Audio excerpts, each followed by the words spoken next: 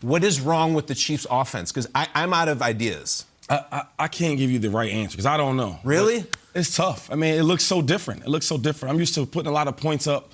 I seen Mahomes had 166 yards at the end of the game. I'm used to seeing that for a first half. That was his career low in a game that he's played. That's career low. So just looking at it, I mean, they look so different. The defense played like that, right? Shutting that team down, okay? They should be putting up points, 30 points. I'm used to saying that. I'm used to saying the connection between Patrick Mahomes and Travis Kelce. You know, sometimes in the zones, he finds the zones, Pat and Kelce. Tyreek Hill, all the guys are playing so far back. You know, I'm used to seeing like the short, immediate passes and then getting 5, 6 extra yards. So they look so different. I think they're trying to find themselves. Sometimes when you're struggling, you're trying to press. It looks like they're trying to press because they know who they are. They know that it's big-time offense. They're not playing like it. So I'm sure Andy Reid's up there right now this morning watching the show, trying to dial it up, draw it up. They got to find a way, man. They got to because the defense is actually playing better the last 2 games. I think any quarterback in the NFL was beating that Packers team yesterday. Literally Anybody. Anyone. I agree. And Mahomes didn't play well. Mahomes did not play well, and the team looks completely out of sync. And there's reason for concern. I know it's weird that they won 2 games, and we come on the next day and we're like doing the funeral for the Chiefs. But look at some of the stuff which is so inexplicable that we don't expect. Just to bring up this one here. This is on a 3rd down, and like Hardman just can't bring it in. And it's like, all right, Hardman's not a rookie. Hardman is not some new guy off the street. He's been there.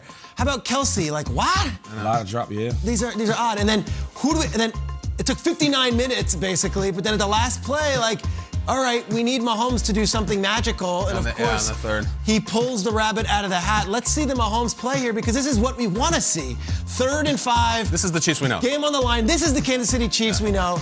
Tyreek finds a way, gets open, game over. It's done. And that's how we win it. But, gosh, Kyle, you're right. I think it's like we've run out of weeks of trying to figure out what. First it was, well, Mahomes might have had too many distractions off the field. I don't know if that's true. Then it's, well, they're playing the 2 high safeties. Blueprints. So he's too impatient. There's a blueprint that the Bucs did. I don't know. And now it's just like, this just might be who they are. They might just be a team that's 5-4 and in the middle of the pack because Jordan Love was so bad in that first half, and the Packers were so bad to be hanging around down 13-0 in the second half. You're like, no, this game should be 45-0. I can't wake up this morning and be like, Chiefs got it back on track. They haven't. In the 48 hours or so before the trade deadline, I pay attention to what the fan bases want. You know what? These especially these teams that have question marks, we're scratching our heads, pulling our hair. What's wrong? A lot of Chiefs fans were saying we want a receiver. And I'm like, okay, well you have it all. You have Tyreek, you have Travis. What do you need something else? Do they need something else? To be honest, yeah. I think I would go out there and get Odell Beckham. Okay. If he clears waivers, right, and he pick a team, I'm sure he would go pick the Chiefs with a great offensive coach, I think, with Andy Reid, right? Then you have Patrick Mahomes, who's Patrick Mahomes. He just fits in. I don't care what's going on, he's still Patrick Mahomes. You get him in there, get some easy plays, because Odell's the type of guy, he don't need a lot of opportunities, right? The things you give him, he's going to make the best out of it. 6-yard pass for him could be 60 yards, right? Anything to get this team a spark. This offense, they need a spark. And once they get going now, you can't stop the Chiefs. They just got to get back on track. It's like getting that train back on track. It might take some time, but once they get there, they get there, they're on there. You joined them as a veteran. Terrell Suggs joined them as a veteran. A lot of you veteran guys have gone to Andy before. What makes Odell and Andy a possible good fit? Every player I've ever been around that played with Coach Reid finds a way to get the best out of you. He understands. He gives players second chances. I look at the whole thing with Michael Vick when he came back. You know, teams that they didn't want Michael, right? Andy gave him a second chance, and he did the best with his opportunities. I think Odell, man, he'll be great there. Coach Reid, he's the best. He treats all his players like his sons. What's the risk?